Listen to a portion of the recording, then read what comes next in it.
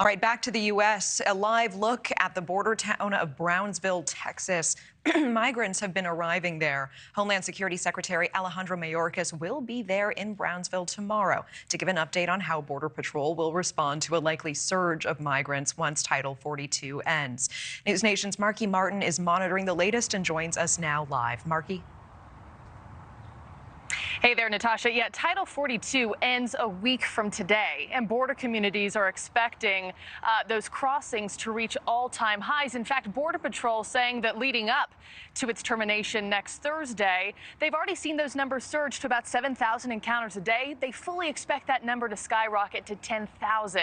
So the White House here is really bracing for impact. And today, Homeland Security Secretary Alejandro Mayorkas is visiting Texas's Rio Grande Valley to review law enforcement preparations ahead of Title 42 sunset.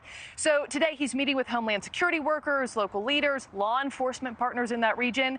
This trip comes following the announcement that 1,500 U.S. troops will deploy to the southern border for 90 days to help with administrative efforts. The White House also announcing further partnership with Mexico, deporting some non-Mexican migrants. Actually, Mexico's agreed to accept about 30,000 migrants each month to alleviate the number of migrants wanting to come here into the United States. And Natasha, you're talking about cities like El Paso, which entered a state of emergency on Monday, anticipating this influx in just a matter of days. Here was the mayor on NewsNation just yesterday. There's about 10 to 12,000 ready to come over now, and we need to be prepared, and we will be prepared. Do we have the proper resources?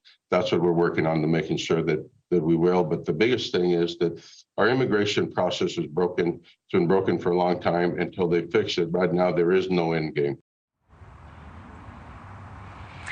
And Natasha, as you know, it's not just border communities, it's not just border states sounding the alarm. You have places like Chicago, New York, D.C., who also have concerns. And at this hour, we are waiting to see and hear more specifics about Mayorkas' visit and whether or not he makes any remarks today. Natasha. Yeah, and aside from his visit, Marky, what has been the Biden administration's response to Title 42 ending?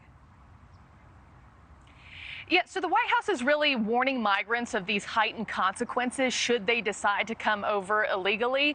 We're talking about things like expedited removal, also a 5-year ban on the reapplication process if somebody is denied entry after coming over illegally. Also, the creation of those processing centers away from the U.S.-Mexico border, further into Latin America, so it stops some of those migrants and their families who don't have a legal basis to be here, stops them in their tracks further away from the border. And here was the White House press secretary on what they're expecting come next week. Don't have any numbers to share for you at this time. We don't have kind of speculation or hypotheticals on what will happen once Title 42 lifts. We just know that we are preparing for that to occur on May 11th, and we'll continue to do that. Yeah, so it's really just kind of remains to be seen here. Some of the criticism that we've heard from the Biden administration is that Republicans refuse to put any sort of plan forward, but that's expected to change next week when House Republicans are expected to vote on their Secure Border Act of 2023. That plan, Natasha, that's going to propose some Trump-era policies, including restarting construction of the border wall.